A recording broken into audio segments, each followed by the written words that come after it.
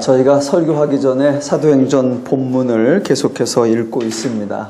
여러분이 손꼽아 헤아려 보지는 않으셨겠지만 이미 사도행전을 4독을 끝내고 지금 5독이 진행 중에 있습니다.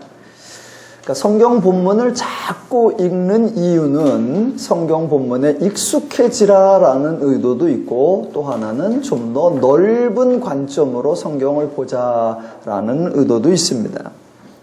그러니까 성경의 어느 한 사건이나 어느 한 단락만 가지고도 하나님의 뜻을 발견하고 우리에게 주는 메시지를 찾을 수도 있습니다. 그러나 성경에는 참으로 많은 사건이 있는데 그 사건이 한 사건과 전혀 반대처럼 보이는 사건도 등장하고, 하나님의 말씀도 한 곳에서 하는 말씀과 다른 곳에서 하는 말씀이 서로 상충되고 모순되는 것처럼 보이는 경우가 참으로 많이 있습니다. 여러 번 예를 들었습니다만 가장 대표적인 것이 로마서 3장 10절 의인은 없나니 하나도 없으며 깨닫는 자도 없고 하나님을 찾는 자도 없다라는 구절이 있는가 하면, 창세기 6장 9절 노아는 의인이요 당세에 완전한 자라 그는 하나님과 동행하였으며 라고 나오고, 욥기 1장 1절에도 우수 땅에 욥이라 부르는 사람이 있었는데 그 사람은 온전하고 정직하여 하나님을 경외하며 악에서 떠난 자더라 라고 합니다. 성경에는 의인이 있다고 말하는 겁니까? 없다고 말하는 겁니까? 시편이나 잠언으로 가보면 여러분이 인식하지 못하지만 더 난해한 구절들이 있습니다. 조금 아까 의인이 없다라고 로마서 3장 10절을 예를 들었는데 그 구절은 사실 시편에 있는 구절을 인용한 겁니다. 시편 14편 1절로 3절과 53편 1절로 3절에 두 군데에 똑같은 표현이 나오는데 다음과 같이 나옵니다. 어리석은 자는 그의 마음에 이르기를 하나님이 없다 하는도다. 그들은 부패하고 그 행실이 가증하니 선을 행하는 자가 없도다. 하나님께서 하늘에서 인생을 굽어 살피사 지각이 있어 하나님을 찾는 자가 있는가 보려 하신즉 다 치우쳐 함께 더러운 자가 되고 선을 행하는 자가 없으니 하나도 없도다 라고 시편 14편과 53편에서 말했습니다. 그런데 시편 1편 6절에 보면 이렇게 나옵니다. 무릇 의인들의 길은 여호와께서 인정하시나 악인들의 길은 망하리로다. 잠언에 가보면 15장 29절에 이렇게 나옵니다. 여호와는 악인을 멀리하시고 의인의 기도를 들으시느니라. 그러니까 시편과 잠언에는 의인과 악인을 대조하여 주고 의인에게는 복과 상이 오고 악인에게는 벌과 저주가 온다라는 유형의 말씀이 자주 등장합니다. 그래서 많은 성도님들이 그런 구절을 읽고 나는 악인이 아니고 선인처럼 해야 되겠다, 악한 행동을 버리고 의인처럼 행해야 되겠다라고 다짐들을 많이 하셨을 겁니다. 그런데 똑같은 그 시편 본문에 한쪽에서는 의인은 없나니 하나도 없다라고 말하고 다른 한쪽에서는 의인과 선인을 대조하여 주고 있습니다. 그렇다면 의인이 있다는 겁니까? 없다는 겁니까? 만약 구약의 시편에 의인이 있다고 선언하는 거라면 예수님이 오시지 않아도 의인이 있다. 그러면 예수님은 안 오셔도 될 뻔했습니다. 말씀만이 아니라 사건도 성경에는 이상한 장면들이 종종 나옵니다. 성경에 이스라엘 나라가 나오는데 이스라엘이 다른 나라의 압제를 받은 경우가 여러 번 있습니다. 가장 대표적인 것이 애굽에게 약 400년간 압제를 받은 것입니다. 그러나 사사기에 보면 메소포타미아의 8년, 모압의 18해, 가나안의 20년, 미디안의 7년, 블레셋의 또 18해 동안 학대라 또는 압제를 받았다라고 나오고, 바벨론에게는 70년간 속국이 되고 포로로 끌려가기도 했었고, 바사라고 하는 나라에게는 약 200년 정도 지배를 받았었고, 신약으로 넘어오면 로마에게는 아예 속국 정도를 넘어서 수백 년 동안의 압제를 받고 아예 영토를 상실하고 민족이라고 하는 집단성마저 상실해버리는 이야기가 등장합니다.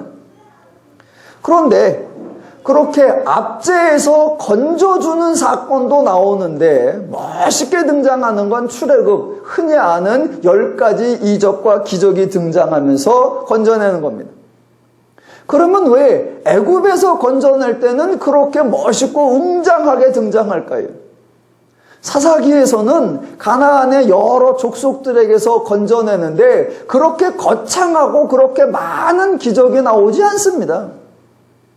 여하튼 출애굽도 마찬가지고 사사기에서도 건져준다라고 하면 그러면 또 이상한 게 나옵니다. 왜냐하면 바벨론에게는 풀려나는 것이 아니라 바벨론의 포로이다가 바사라는 나라의 포로로 전환되기만 하고 그 바사로부터는 풀어자는 것이 아니라 다시 로마, 마케도니아라는 나라의 압제가 되고 다시 로마라는 나라의 속국이 되어버립니다. 그래서 구약은 바사라는 나라의 속국인 상태로 이야기가 끝나고 신약에서는 로마라는 나라의 속국이라는 상태로 이야기가 끝이 납니다. 하나님이 압제받는 백성을 불쌍히 여겨서 건져주시는 것이 중요하다면 애굽에서 출애굽시켜주는 것처럼 바사에서 출바사를 시켜주시고 로마에서 출로마를 시켜주셔야 되는데 그런 게 안 나옵니다. 애굽은 그렇게 열정적으로 건져내시고 바사나 로마에서는 아무런 타치도 하지 않으십니다. 도대체 그러면 그 세 가지 사건 중에서 하나님은 인간이 속국이고 노예로 사는 것을 안타깝게 여기셔서 그들을 해방시켜준다라는 메시지를 끄집어낼 수 있을까요? 그러므로 한 본문이나 한 사건만을 근거로 하면 설교자와 청중이 하나님 말씀을 왜곡할 가능성이 그만큼 많아지는 겁니다. 반대로 성경을 많이 하면 알수록 본문을 여러 곳을 연결하면 연결할수록 하나님의 뜻을 더욱 바르게 이해할 수 있습니다. 매주마다 성경 읽기에 동참해 주시는 여러분의 수고에 진심으로 감사를 드립니다. 자, 오늘 사도행전 22장도 마찬가지입니다. 오늘 사도행전 22장이 어느 위치에 있으며 왜 이런 식으로 전개되느냐를 좀 더 넓은 관점에서 파악하기를 원하는 겁니다. 사도행전 22장에는 바울이 사도행전 9장에 나타났던 하나님의 소명 사건을 반복하는 이야기가 나옵니다. 그런데 잘 보시면 지금 22장 이 장면이, 이 순간이 과연 그 이야기를 해야 할 때인가라는 것을 따져보면 조금 이상하다는 생각이 드실 겁니다. 20장, 21장 고기를 조금 연결해 보겠습니다. 바울이 전도 여행을 마치고 예루살렘으로 돌아왔습니다. 그때 예루살렘에 있던 유대인들이 바울의 전도 여행과 사역에 대한 오해가 있었습니다. 그 오해의 내용이 21장 21절에 이렇게 나옵니다. 내가 이방에 있는 모든 유대인을 가르치되 모세를 배반하고 아들들에게 할례를 행치 말고 또 관습을 지키지 말라 함을 들었노라 입니다.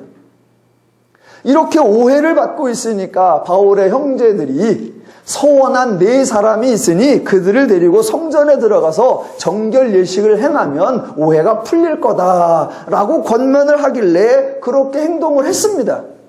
그랬더니 오해가 풀어진 것이 아니라 불난 집에 기름을 부은 격이 되고 말았습니다. 그래서 21장 27절 그 이래가 거의 참에 아시아로부터 온 유대인들이 성전에서 바울을 보고 모든 무리를 충동하여 그를 붙들고 외치되 이스라엘 사람들아 도우라. 이 사람은 각처에서 우리 백성과 율법과 이곳을 비방하며 모든 사람을 가르치는 그자인데 또 헬라인을 데리고 성전에 들어가서 이 거룩한 곳을 더럽혔다 하니입니다. 그러니까 지금 상황이 전도하는 상황이 아닌 것이고 광장에서 서로 토론하는 상황도 아닌 것입니다. 제자끼리 둘러앉아서 옛날 이야기를 하는 힐링 캠프도 아니고 현역에서 은퇴한 선교 사역자가 과거를 돌아보면서 간증하는 기독교 방송의 내가 매일 기쁘게 시간이 전혀 아닙니다. 상황을 가장 극적으로 묘사하는 게 21장 30절. 온 성이 소동하여 백성이 달려와 모여 바울을 잡아 성전 밖으로 끌고 나가니 문들이 곧 닫히더라. 그들이 그를 죽이려 할 때에입니다. 그러니까 평시가 아니라 긴급 상황, 그것도 죽음이 임박한 절대절명의 순간입니다.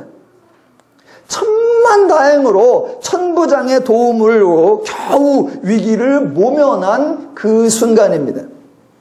자, 그렇게 긴박한 순간에 바울에게 변명할 기회가 주어진다면 바울은 무슨 이야기를 해야 할까요? 고소당한 내용이 모세를 배반한다, 율법을 폐한다, 거룩한 곳을 더럽힌다라는 것이었다면 바울이 반론할 기회가 주어졌을 때에 무슨 내용을 말해야 할까요? 과연 오늘 22장 본문이 상황에 맞는 내용이고 적절한 변론이라고 생각이 드십니까?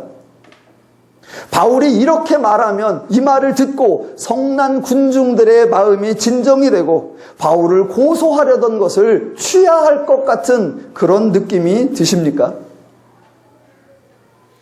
바울은 절박한 상황이라는 것을 잘 알고 있었을 텐데 바울이 이렇게 대답을 했다라는 것은 이게 최상이라고 생각했기 때문일 것입니다.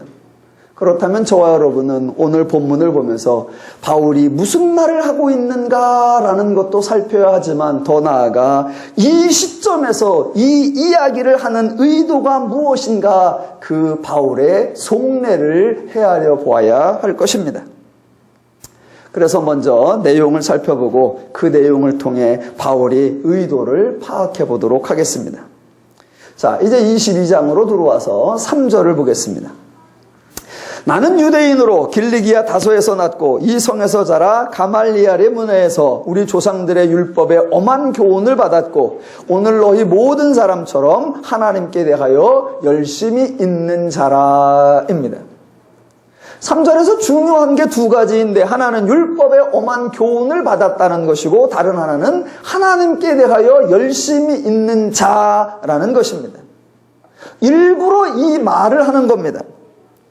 율법에 엄한 교육을 받았다라고 말하는 것은 바울이 고소당한 내용이 모세를 배반하고 할례를 행하지 않고 관습을 지키지 말라라는 오해를 받았기 때문입니다.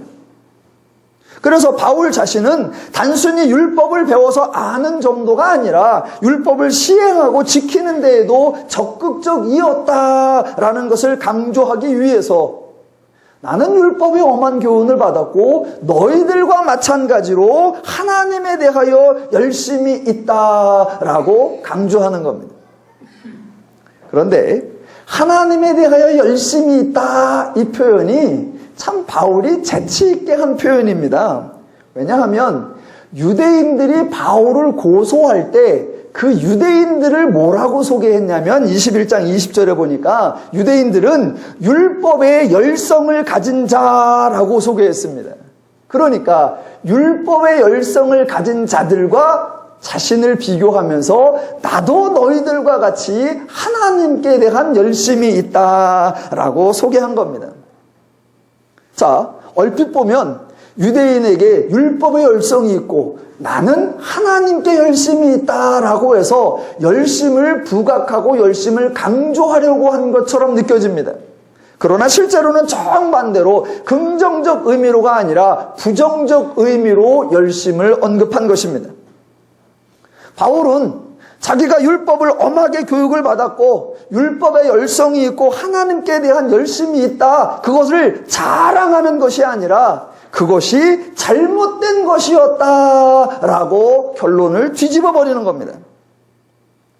이스라엘과 바울이 모두 율법을 배워서 하나님을 잘 섬긴 것이 아니라 도리어 엉뚱한 짓만 했고 이스라엘과 바울이 율법에 열성이 있고 하나님께 대한 열심이 있어서 하나님 뜻을 이루고 모든 사람이 하나님의 은혜를 누리는 것이 아니라 도리어 사람을 정죄하고 박해하고 심지어 죽이기까지 했으니 배운 것이 미련한 것이었고 열성과 열심이 있었던 것이 도리어 화근이었다라고 논지를 끌고 가고 있는 겁니다. 자, 그러면 여기서 성경을 좀 더 폭넓게, 성경을 좀 더 넓은 관점에서 바라보는 특징, 장점을 하나 여러분에게 확인해 보겠습니다. 실례를 들어드리겠습니다. 사울이 다메섹 도상으로 가는 도중에 예수님을 만난 사건은 사도행전에만 총 3번이 등장합니다. 그 원조는 사도행전 9장에 나타난 거고요. 그거를 오늘 22장, 즉 예루살렘에서 유대인들의 고소하는 그 앞에서 한번 반복하고 26장에 가보면 로마의 관료들인 아그리빠, 버니게, 베시도 앞에서 다시 언급을 해서 총 3번이 등장합니다.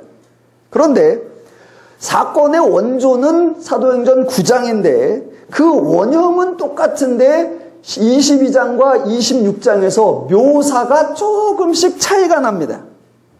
특별히 오늘 본문 22장에는 다른 곳에는 없는 표현이 첨가되어 있습니다. 자, 9장, 22장, 26장인데 9장과 26장에는 유대인과 바울에 대한 소개가 없습니다. 그런데 22장에는 바울이 먼저 유대인과 자신을 율법을 배운 자요 하나님에 대한 열성이 있는 자라라고 소개했기 때문에 9장과 22장에는 없는, 9장과 26장에는 없는 22장에만 있는 독특한 표현이 하나 나옵니다. 자, 사건의 전개에 의하면 바울이 갈 때 하늘에서 음성이 들렸습니다. 자, 사울에게 한 말이 사울아 사울아. 그러니까 사울이 주님 누구시니까? 그러자 나는 내가 박해하는 예수라 라고 했습니다. 여기까지는 3곳이 똑같습니다. 그런데 22장에 독특한 표현이 하나 들어갑니다. 그게 뭐냐면 10절. 내가 이르되 주님 무엇을 하리이까? 입니다. 이 표현은 22장에만 나옵니다. 자, 지금 달랑 한 구절, 주님 무엇을 하리이까? 이 표현의 절묘한 의미를 여러분이 눈치채셔야 성경이 훨씬 재미있습니다. 무엇을 하리이까? 이 말은 저 뭐 할까요? 그냥 아무거나 시켜주세요. 이런 얘기가 아니라 내가 무엇이든 만들어내겠습니다. 내가 시키시는 모든 것을 성취해내겠습니다. 주님께서 말씀만 하시면 당장 시행하겠습니다 라는 의지를 담아낸 그런 표현입니다. 지금 주님 무엇을 하리까? 라는 건 질문이 아니라 말씀만 하십시오. 제가 하겠습니다 라는 각오를 표현해 놓은 그런 문장입니다.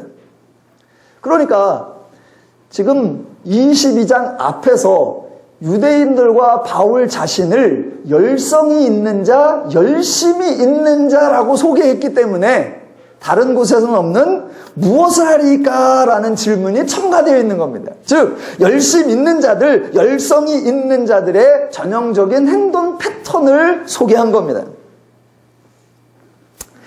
혹시 여기서 어떤 분은 좀 의아해할 수 있습니다. 아니, 조금 아까까지 예수를 박해하던 바울인데 음성이 들려서 나는 내가 박해하는 예수라 그런 소리만 듣고 그렇게 즉각적으로 말씀하시면 충성을 다하겠습니다 라고 사람이 돌변할 리가 있느냐, 이렇게 의아해하시면 안 되고요. 또는 목사님 말씀처럼 9장과 22장과 26장의 묘사가 조금씩 다르다면 어느 게 사건의 진실에 더욱 가까운지 확인해야 되는 거 아닙니까? 라고 따져서도 안 됩니다. 세 장면 중에 원조는 사도행전 9장입니다. 그런데 지금 22장에서는 바울이 고소를 받아서 변론을 해야 하는 그때인데 반드시 9장에 있었던 소명사건을 말해야 하느냐? 아니에요. 말하지 않아도 됩니다. 그런데 바울이 일부러 그 이야기를 하면서 유대인들에게 그 사건을 설명하면서 내용을 재구성하여서 반론을 전개하고 있습니다. 그러니까 저와 여러분은 바울이 이 장면에서 왜 이 이야기를 꺼내고 왜 그런 독특한 표현을 첨가하고 왜 논리를 이렇게 전개하는지 그것을 파악하는 것이 더욱 중요한 겁니다. 자, 지금 바울은 유대인과 자신을 열심히 있는 자라고 소개했습니다. 그렇게 열심히 있기 때문에 하늘에서 음성이 들리자마자 대뜸 내 가서 무엇을 하리까? 라고 말할 정도였는데 결론은 그런 열심이 미련하고 바보 같고 어리석은 거였다라는 겁니다. 그렇게 열심 내는 거 근래의 전문 용어를 뭐라고 하느냐? 닭충이라고 합니다. 닭충. 뭔지 아십니까? 이제 축구에서 많이 쓰는 용어인데 전북 현대의 공격 패턴을 닭공이라고 합니다. 닥치고 공격. 지금 바울이 율법에 대한 열심, 하나님에 대한 열심이 있어서 무엇이든지 하겠다고 나대는 거, 그걸 뭐라고 하느냐? 닥충, 닥치고 공격이라고 하는 겁니다. 묻지도 않고 따지지도 않고 음성만 있으면, 명령만 있으면, 신호만 있으면, 말씀만 있으면, 지시만 있으면 무조건 충성하겠다라는 열심 있는 자들의 전형적인 표현을 보여주는 겁니다. 그런데 바로 그 닥충이 기독교의 가장 무서운 적이고 그리스도인이 가장 조심해야 할 사항입니다. 타종교에서는 또는 세상에서는 또는 지도자들의 입장에서는 닭충이 가장 좋은 덕목입니다. 그렇게 닥치고 충성하는 직원이 있으면 너무나 좋고 그런 충성이 있으면 너무나 믿음직스럽고 그런 열심이 있으면 모든 것을 다 할 수 있을 것 같은 자신감이 넘쳐납니다. 그래서 동서고금을 막론하고 열심과 충성은 모든 인간에게 요구되는 기본사항입니다. 그런데 지금 바울은 자신의 과거를 회상하면서 자신의 잘못을 반성하면서 자신의 어리석었던 행동을 뉘우치면서 자신의 미련함을 고백하면서 하는 말이 나는 닥치고 충성이었다라는 겁니다. 그러니까 지금 바울은 자신의 열심과 충성을 자랑으로 강조하는 것이 아니라 유대인들의 열심과 충성을 칭찬하는 것이 아니라 앞으로도 계속 열심을 내라고 권면하는 것이 아니라 정반대로 그런 열심이 나의 미련함이었다라고 말하는 겁니다. 여러 번 말씀드렸지만 기독교와 세상, 기독교와 죄를 구분하는 큰 차이점 중에 하나가 바로 열심이나 충성을 어떻게 이해하느냐라는 겁니다.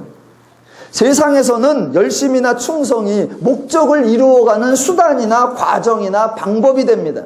열심이나 충성을 하면 무엇인가를 성취하고 완성해내고 만들어내는 겁니다. 그래서 열심과 충성으로 난 후에 반드시 그에 상응하는 보상이나 결과, 대가를 기대하는 것입니다.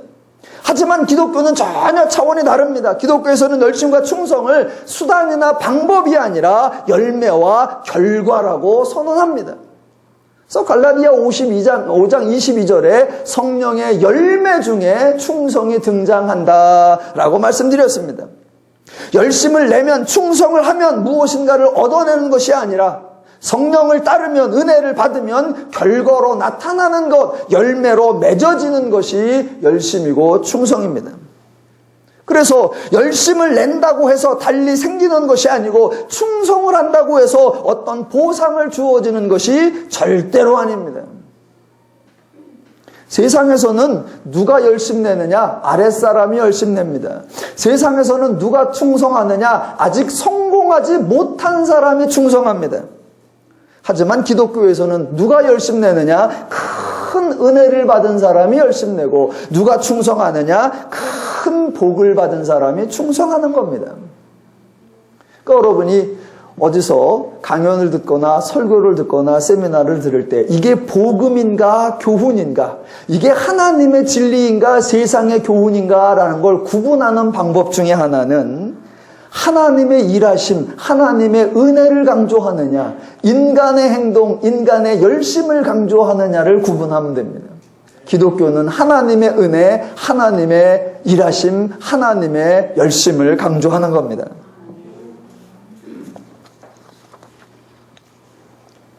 자, 지금 열심과 관련해서 성경에 또 하나 재미있는 장면을 비교해 보겠습니다. 하나님이 사람을 부르시는 장면, 대표적으로 지금 사도행전 9장에 바울을 부르시는 장면이 있다면 구약에는 출애굽기 3장에 모세를 부르시는 장면이 있습니다. 자, 출애굽기 3장에서 하나님께서 떨기나무 불꽃 가운데서 나타나시고 바울에게는 빛이 임한 가운데 나타나십니다. 자, 모세에게나 바울에게나 모두 하나님의 음성이 있는데, 자, 두 경우 모두 하나님의 음성이 먼저 사람의 이름을 부릅니다. 그래서 바울의 경우 사울아 사울아 부르시고, 모세의 경우 모세야 모세야 라고 두 번씩 부른 것으로 성경에 기록이 됩니다. 자, 그런데 그렇게 부르고 난 다음에 바울의 반응과 모세의 반응이 재밌습니다. 자, 모세야 모세야 그러니까 모세는 내가 여기 있나이다 그럽니다. 사울아 사울아 그러니까 사울은 주여 누구시니까 라고 말합니다. 그 다음에 모세는 내가 여기 있나이다 그래 놓고 아무 소리도 안 해요. 그런데 사울은 주님 누구시니까 물어요. 그러자 하나님 예수님께서 내가 박해하는 예수니라 라고 말하자 그 다음에 하는 말 내가 무엇을 하리까 라고 합니다. 자, 바울은 자기가 율법에 대하여 하나님에 대하여 열심히 있는 자라고 소개를 했습니다. 그래서 성경에 표현될 때 하늘에서 음성이 나타나니까 누구십니까? 라고 하고 말씀을 하시니까 뭘 해야 합니까? 라고 하고 열심이고 적극적이고 뭔가 의욕을 가진 자의 자세가 나오는 거예요. 모세는 그렇지 않습니다. 하나님이 모세야 모세야 그러니까 히브리어로 힘냈니? 저 여기 있습니다. 끝. 묻지도 않고 따지지도 않고 아무 말도 안 해요. 아무 관심 없는 사람의 전형적인 태도예요. 그에게 하나님께서 모세야 내가 백성들의 음성을 들었다. 그래서 너를 통해 애굽에서 건져내어서 가나안에 보내주겠다. 그랬더니 모세는 관심이 없어요. 한다는 말이 그게 됩니까? 내가 누구간데 그 일을 합니까? 전혀 의욕을 보이지 않고 열성을 보이지 않습니다.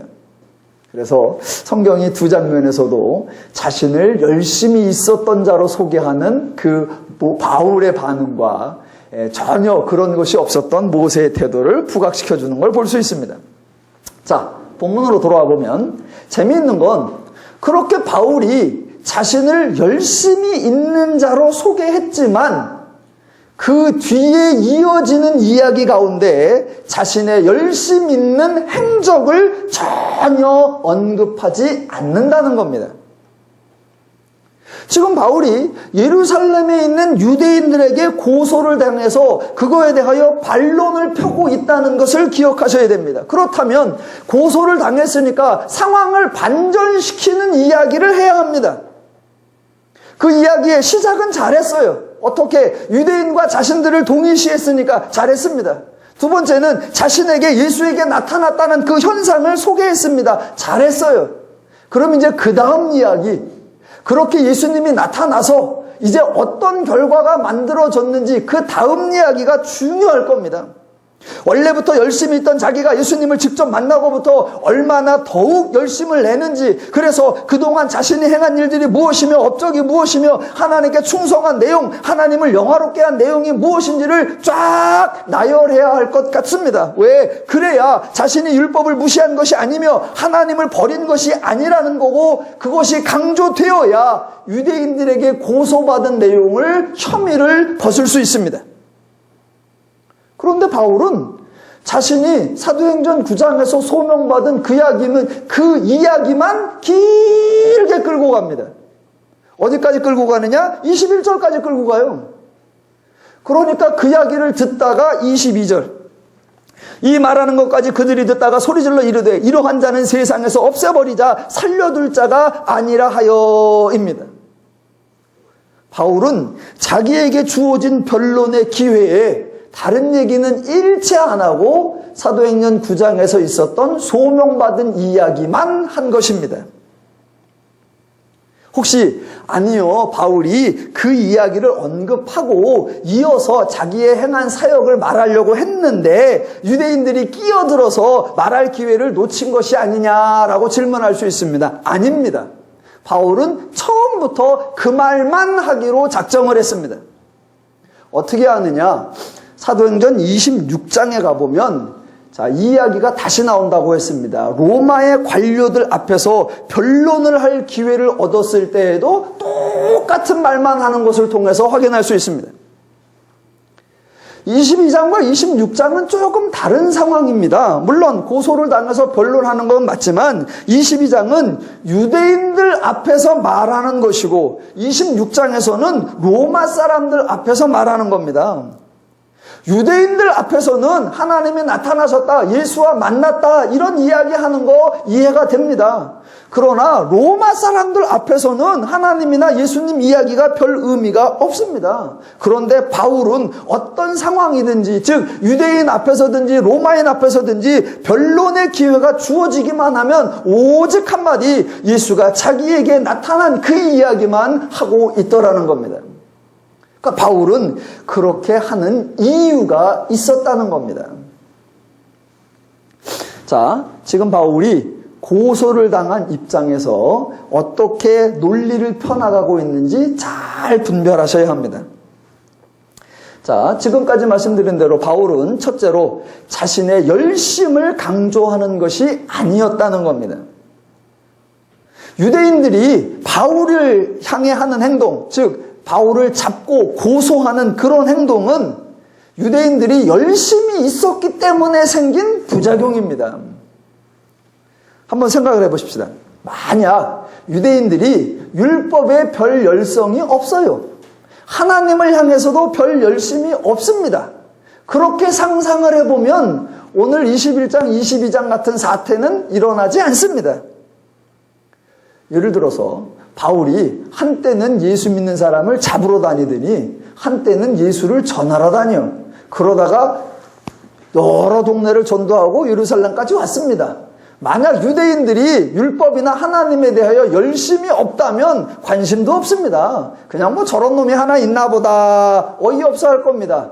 참 웃기는 놈이 하나 있어. 한때는 그렇게 죽자사자 예수 믿는 사람 잡으러 다니더니 아니 요새는 또 그렇게 맞아 죽을 각오를 하면서도 예수를 전하러 다닌다네. 참 희한한 놈이 하나 있어. 지가 하는 일이 뭔지도 모르고 이랬다 저랬다 하는 놈이 있으니 저놈이 또 앞으로 어떻게 변할지 참 두고 볼 일이요. 그래버리고 말 수도 있습니다. 그런데 유대인들은 율법에 대한 열성이 있었고 하나님에 대한 열심이 있었기 때문에 바울을 그냥 둘 수가 없었습니다. 왜? 자기들이 율법과 하나님에 대한 열성이 있었기 때문입니다. 그러니까 바울은 지금 자신의 예를 들어서 열성과 열심이 얼마나 미련할 수 있는가, 그것을 유대인들에게 우회적으로 설명하는 겁니다. 특별히 종교적 열심이 얼마나 살벌할 수 있는가를 돌려서 조금 비난하고 있는 겁니다. 두 번째, 바울은 그 소명 사건을 이야기하면서 전혀 자신을 언급하지 않았다는 겁니다. 자, 이게 무슨 말이냐면, 자, 오늘날 많은 사람들이 하는 기독교의 간증을 한번 예를 들어보면 여러분이 비교가 확 될 겁니다. 간증에는 대부분 뻔한 레퍼토리가 있습니다. 첫째는 자기가 죄인이었다는 것부터 시작을 하죠. 내가 죄인이었습니다. 그런데 하나님이 크신 은혜로 자기에게 나타나서 자기가 하나님을 만났다. 그래서 변화되었다라는 겁니다. 그런데 자, 죄인이었다가 하나님을 만나서 변화되었다. 그러면 강조점이 어디 갔느냐? 내가 변화되었다. 이거를 강조하는데 그 변화되었다는 걸 어떻게 증명하고 어떻게 설명해내느냐는 겁니다. 그때 나 하나님 만나서 변화되었습니다. 나 새로워졌습니다. 나 달라졌습니다. 그 설명을 해내기 위한 증거로 제시하는 게 뭐냐면 바로 열심이고 바로 그 열심을 통한 업적입니다. 그래서 간증을 들어보면 모든 비중이 하나님을 만난 이후에 자신의 일, 자신의 수고, 자신의 충성, 자신을 통해서 이루어지고 만들어지고 성취된 결과물들을 나열하는 것에 맞추어져 있습니다. 그런데 그런 식의 간증은 도루묵 간증입니다. 왜냐하면 처음에도 열심으로 시작했다가 그 간증의 결말도 열심으로 끝나기 때문입니다. 처음에는 이런 일을 했는데 나중에는 이런 일을 했다. 결국은 처음에도 내가 했고 나중에도 내가 했다라는 자기밖에 남지 않기 때문에 그 간증은 아무 소용이 없습니다. 오늘 본문에서 바울이 간증을 하는데, 변론을 하는데 얼마나 차원이 다르고 각도가 다르고 관점이 다르고 내용이 다른지 분별하셔야 됩니다. 지금 바울은 소명 이야기를 하고 있는데 그렇게 예수님께서 나타나서 내가 달라졌다, 내가 변화되었다, 내가 새로워졌다, 그렇게 새로워져서 내가 온 동네에 전도하고 다녔다, 그리고 예루살렘까지 왔다, 그런 얘기를 하는 것이 아니란 말입니다. 그 소명 얘기를 하는데 내가 달라졌다의 포인트가 있는 것이 아니라 하나님이 하셨다, 거기에 포인트가 있습니다. 내가 열심을 내어서 하나님을 찾아간 것이 아니라 하나님이 찾아오셨다는 것이고, 내가 심지어는 무엇을 하리이까? 라고까지 예수님에게 물어봤더니 예수님께서 이 일을 하라 저 일을 하라 라고 맡기셔서 그 일을 다 이루어내었다, 그 얘기를 하는 게 전혀 아니라는 겁니다. 자, 바울이 예수님께 질문했습니다. 내가 무엇을 하리이까? 말씀만 하면 다 이루겠습니다. 그랬더니 예수님께서 대답을 하세요. 자, 10절 보세요. 중간부. 주께서 이르시되 일어나 다메섹으로 들어가라. 내가 해야 할 모든 것을 거기서 누가 이르리라 하시거늘입니다. 당장에는 그냥 다메섹에만 들어가는 것뿐입니다. 물론 하나님이 할 일을 주시고 독촉하고 재촉하는 듯한 장면이 나옵니다. 아나니아라는 사람이 와서 하는 말이 14절 이하인데, 자, 제가 지금부터 14절, 15절, 16절을 읽어보겠습니다. 여러분이 들으시고 무슨 느낌이 나는지 잘 들어보십시오. 읽은 후에 질문해 보겠습니다. 14절. 그가 또 이르되 우리 조상들의 하나님이 너를 택하여 너로 하여금 자기 뜻을 알게 하시며 그 의인을 보게 하시고 그 입에서 나오는 음성을 듣게 하셨으니 내가 그를 위하여 모든 사람 앞에서 내가 보고 들은 것의 증인이 되리라. 이제는 왜 주저하느냐? 일어나 주의 이름으로 불러 침례를 받고 너의 죄를 씻으라 하더라 입니다. 자, 읽어보셨는데 여러분이 들어보시니까 지금 무엇을 하리까? 그랬더니 하나님이 말씀하신 그 말을 읽어보니까 바울이 할 일이 많습니까? 바울이 될 일이 많습니까? 정답은 바울이 될 일이 많습니다. 15절에 보면 모든 사람 앞에서 증인이 되어야 한다. 예, 그거 바울이 할 일입니다. 그런데 그 증인을 하려면 14절, 즉 너로 하여금 자기 뜻을 알게 하시며 그 의인을 보게 하시며 그 입에서 나오는 음성을 듣게 하시는 일, 그게 먼저 있어야 하고, 그리고 16절 일어나 주의 이름을 불러 침례를 받고 너의 죄를 씻으라, 그게 있어야 합니다. 그러니까 14절이나 16절은 바울이 되어져야 하는 일이고, 그 되어져야 하는 일이 없으면 15절은 불가능한 겁니다. 그래서 예수님은 바울을 만나서 바울이 할 일을 먼저 말씀하신 것이 아니고, 바울에게 열심을 내라고 추구한 것이 아니고, 바울에게 과업을 부여하신 것이 아니라는 겁니다. 정반대로 예수님이 바울에게 하실 일을 말씀하셨고, 그 예수님의 일하심을 통해 바울에게 이루어질 결과, 바울에게 맺어질 열매를 말씀하신 겁니다. 그러니까 바울은 뭐라고 표현하느냐? 내가 변했다 이런 얘기 아니요. 내가 얼마나 열심을 내었나? 아니요. 자신의 행한 일을 언급하는 것이 아니라 이 모든 것 하나님이 하셨다라고 하나님을 강조하고 있더라라는 겁니다. 이게 기독교의 가장 은혜롭고 바른 간증이고 바른 변론입니다. 자, 조금만 더 나가 볼게요. 기독교의 차원 또는 기독교의 원리가 세상과 어떻게 얼마나 다른지, 그리고 성경의 표현들이 얼마나 정교하고 얼마나 우아하고 얼마나 멋있는지 제가 하나 또 설명을 해보겠습니다. 바로 예수를 소개하는 장면이 참 기가 막히게 나옵니다. 자, 7절 보겠습니다. 자, 예수님이 사울아 사울아 네가 왜 나를 박해하느냐 이렇게 말씀하시자 8절에서 바울이 주님 누구시니까? 라고 물었고 그러자 예수님의 대답이 나는 내가 박해하는 나사렛 예수라 하시더라 입니다. 여러분, 이 두 번째 대답이 적절한 것 같습니까? 즉 나는 내가 박해하는 나사렛 예수라 하시더라, 이게 어울린다고 생각을 하십니까?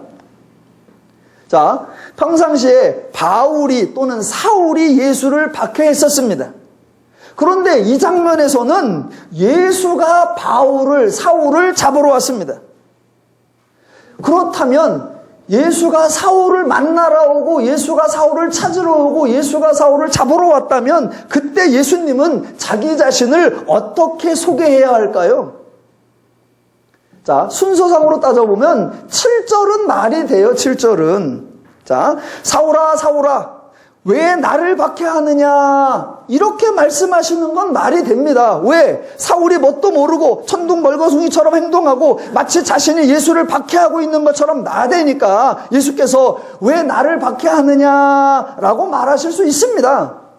그런데 8절에서 바울이 이제 전개가 되기를 주님 누구시니까? 라고 질문을 하면 그때 예수님의 대답은 달라져야죠. 처음에는 왜 나를 박해하느냐라고 했지만 주님 누구십니까? 그때는 달라져야죠. 왜? 지금까지는 바울이 박해하는 입장이고 예수님이 박해를 받는 입장이었습니다. 그런데 지금은 바울은 영문도 모르는 입장이고 예수님은 상황을 주도하고 있는 입장입니다. 그렇다면 당연히 주도자답게 또 장차 바울을 사용하실 분답게 자신을 소개해야 합니다. 내가 너에게 나타났고 내가 너를 부르고 내가 너를 쓸 거다. 그러니 나라는 존재가 어떤 존재인지를 장황하게 드러내야 합니다. 그런데 주님 누구시니까? 라는 질문에 기껏 한다는 대답이 나는 네가 박해하는 나사렛 예수라. 아니, 소개할 게 이렇게 없습니까?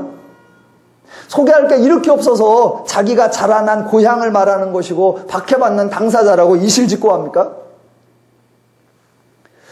여러분은 지금 뭐가 이상하다는 거야? 그러면 제가 왜 이상한지를 또 설명을 드려가면서 풀이까지 해줄게요. 자, 성경을 전체적으로 봤을 때 그 중에 구약을 한번 예를 들어 봅시다. 하나님께서 사람에게 나타나서 자신을 소개하실 때 지금 예수님이 사울에게 자신을 소개하는 것과는 전혀 다른 방식이더라는 겁니다. 자, 성경에 하나님이 자신을 말씀으로 소개하는 가장 첫 번째 장면이 어디 나오냐면 창세기 15장 1절이에요. 중간 부분도 이렇게 나옵니다. 이르시되 아브라함아 두려워하지 말라. 나는 내 방패요 너의 지극히 큰 상급이니라. 아브라함을 불러서 뭔가를 시키려면 그 정도 나와야죠. 나는 내 방패요 지극히 큰 상급이라. 그래야 아브라함이 들을 만한가? 따라갈 만한가? 뭐 그게 될 거잖아요. 자, 두 번째 장면이 어디 나오느냐? 17장 1절에 나오는데 이렇게 나옵니다. 아브라함에게 나타나 그에게 이르시되 나는 전능한 하나님이라. 뭐 이 정도는 돼야죠. 그래서 하나님은 출애굽기 3장에서 모세에게 나타나셨을 때도 전무후무한 자기소개, 즉 출애굽기 3장 14절 나는 스스로 있는 자니라 그렇게 말씀하셨어요. 그러다가 예언서로 넘어가 보면 여러분이 가장 많이 들으실 수 있는 표현으로 소개하십니다. 나는 만군의 하나님 여호와이니라 이렇게 소개합니다.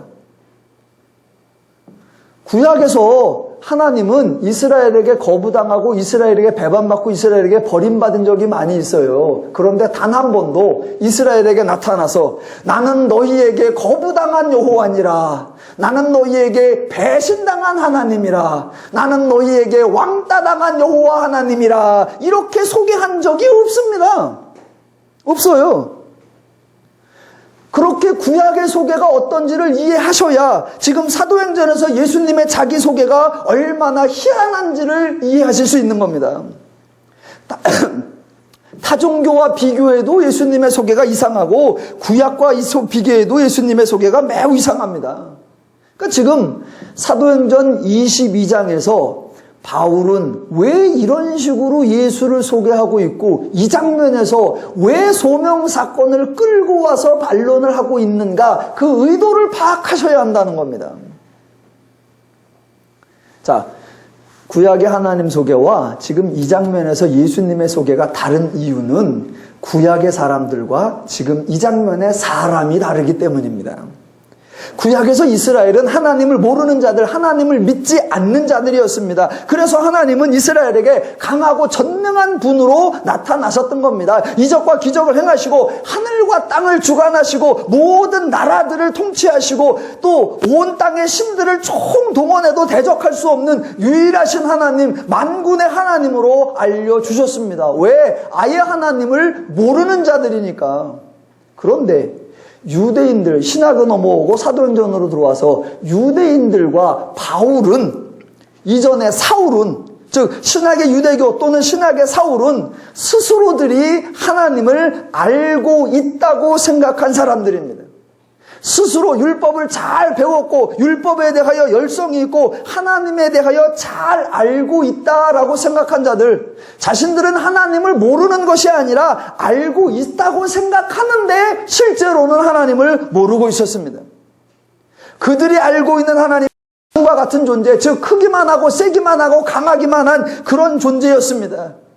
그러니까 하나님은 구약처럼 하나님을 알리는 것이 아니라 하나님을 안다고 하는 자들의 생각을 송두리째 바꾸어 버리는 방식으로 소개하는 겁니다. 아예 모르는 자들에겐 크고 강하고 능하신 하나님으로 소개하는데, 마치 이방처럼, 마치 우상의 신들처럼 하나님을 생각하고 있는 자들에게는 너희가 알고 있고 너희가 생각하고 너희가 인식하고 있는 그 내용이 다 틀렸다. 그래서 그들이 기대하고 예상하는 것하고는 전혀 다른 방식으로 소개하는 겁니다. 그래서 바울에게는 전능한 하나님이라 이렇게 등장하는 것이 아니라 나는 박해받는 예수라 이러고 등장하고, 내가 이방과 열방을 다 다스리고 삼라만상을 주관한다 이러는 것이 아니라 나사렛에서 나온 예수다라고 언급하는 겁니다. 자, 그때 더더욱 재미난 게 있습니다. 여러분도 지금 재미에 쏙 빠져들고 계시죠? 자, 예수님이 자기를 소개하는 것도 참 희한하게 소개를 했는데 그 다음에 더 재미난 게 사울입니다. 사울이 되면서요. 왜냐하면 보세요. 자기가 박해하던 예수였단 말입니다. 근데 나타났어요. 나타났는데 자기가 어찌할 수 없는 장엄하고 웅장하고 압도하는 모습으로 나타난 게 아니라 기껏 누구냐고 물어보니까 너한테 박해받는 예수다, 나사렛에서 나타난 예수다 라고 말하는 그 예수를 바울이 거부할 수 없었고 바울이 부인할 수 없었고 바울이 무시할 수 없었더라는 겁니다. 바울은 그동안 하나님이나 예수님은 강한 줄로만 알았습니다. 능력이 있는 줄로만 알았습니다. 권세인 줄로만 알았습니다. 그런데 자기에게 나타난 예수님은 전혀 자신의 생각과 틀렸고 자신이 알고 있던 하나님에 대한 내용과 완전히 다르다는 것을 깨닫게 되는 겁니다. 내가 알고 있던 방식, 내가 이해하고 있던 방식, 내가 인식하고 있던 거하고 완전히 다르구나. 그 다르기 때문에 거부해야 하는데 거부될 수 없는, 다르기 때문에 무시해야 되는데 무시될 수 없는 그곳으로 임하니까 바울의 사고가 깨어지고 바울의 사고가 바뀌어져 버리는 겁니다. 그런 경험을 했기 때문에 지금 바울은 유대인들 앞에서 변론하기를 내가 예전에 열심히 있었고 지금도 열심히 일해서 이렇게 많은 일을 했다 그 말을 하는 것이 아니고, 하나님 때문에 내가 어떻게 변화되었다 그런 얘기를 하는 것이 아니라 모든 얘기를 딱 하나, 하나님이 하셨다 그것만 강조하게 되어 있습니다. 왜? 다른 것을 드러내봤자 아무 의미가 없기 때문입니다. 하나님이 하셨다는 게 가장 정확하고 가장 분명하고 가장 소중하기 때문입니다.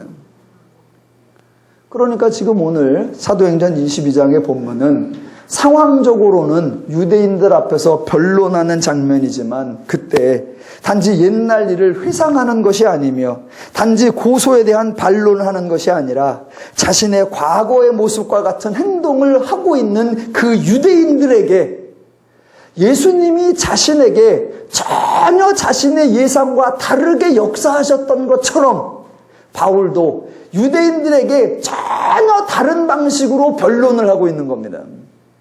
아마 유대인들은 뭐라고 그러나 보자. 지가 얼마나 떠대는지, 지가 얼마나 지자랑을 하는지, 지가 어떻게 했는지 한번 보자. 그리고 바울의 얘기를 기다리고 있는데 바울은 모든 얘기를 빼버리고 하나님이 하셨다. 그 얘기만 하고 있으니 참 어이가 없었을 겁니다. 이제 마지막으로 그 이야기를 듣고 있던 사람들의 반응을 확인해 보겠습니다. 22절. 이 말하는 것까지 그들이 듣다가 소리질러 이르되 이러한 자는 세상에서 없애버리자 살려둘 자가 아니라 하여입니다. 여러분, 왜 죽이려고 하는 걸까요? 아니, 듣다 말고 왜 갑자기 이 사람을 거부하고 왜 이 사람을 없애버리자, 왜 이 사람은 살려둘 자가 아니라 왜 이런 반응을 보일까요? 이유는 간단합니다. 이유는 자신들의 기준, 자신들의 생각과 전혀 다르기 때문입니다. 지금 유대인들은 율법에 열성이 있는 자들이요 하나님에 대하여 열심히 있는 자들입니다. 하나님을 알고 있고 하나님을 위해서 무엇이든지 할 수 있다라고 생각하는 자들입니다. 그런 그들의 기준과 그들의 관점과 그들의 방식으로는 바울의 말을 도무지 용납할 수 없었던 것입니다. 자, 보세요.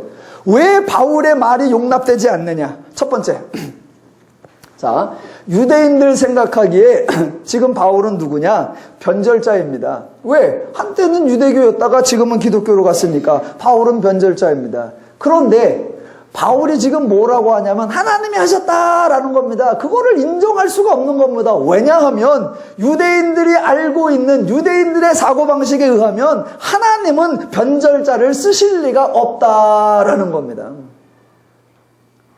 그들은 생각하기를 하나님이면 쓸만한 자를 쓰셔야 되고 하나님이면 신실한 자를 쓰셔야 되고 하나님이면 일관된 자를 쓰셔야 된다. 그런데 바울이 뭐라고? 저런 변절자가 한때는 잡으러 다니다가 지금은 전하러 다니는 이랬다 저랬다 하는 저 따위 인간을 하나님이 쓰셨다고? 그러면 나중에 저 따위 인간이 이 따위 인간으로 또 바뀌면 어떻게 되는데 하나님이 저런 인간을 쓰실 리가 없어 라는 잘못된 하나님에 대한 인식이 있기 때문에 바울의 말을 이해하거나 용납할 수 없습니다.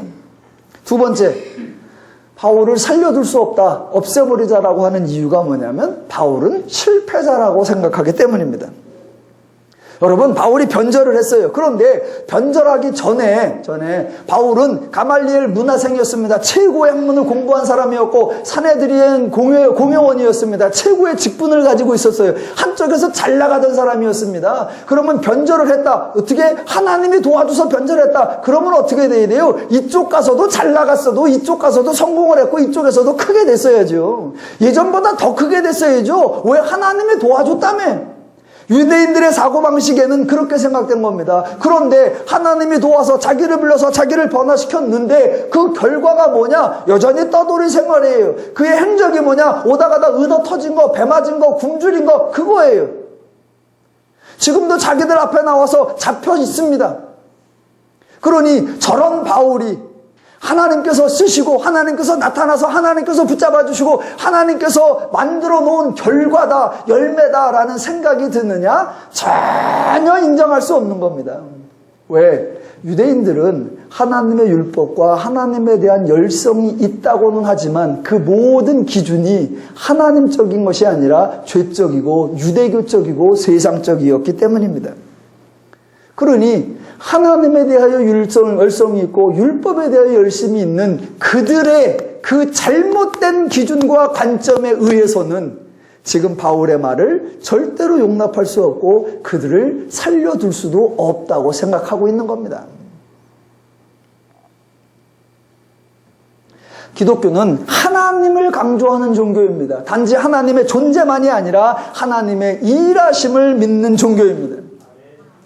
인간이 하나님을 향한 열심이 있다고 강조하거나 하나님을 위한다는 명분을 내세우는 종교가 아니라 정반대로 하나님이 인간을 위한 열심이 있음을 강조하고 그 하나님으로 말미암아 인간이 자유와 평화와 안식을 누리고 있다고 고백하는 종교입니다.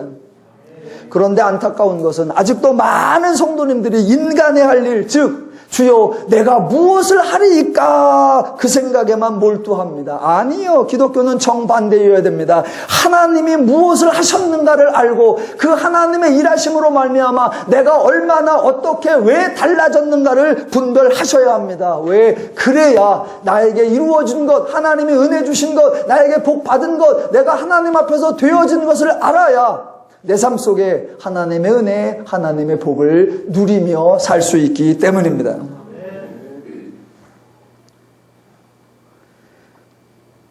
성경을 읽고 하나님을 배우시고 하나님을 아셔서 하나님 때문에 즐거운 믿음 생활, 하나님 때문에 신나는 신앙 생활, 하나님 때문에 행복한 삶을 풍성히 누려가시기를 주님의 이름으로 축원합니다.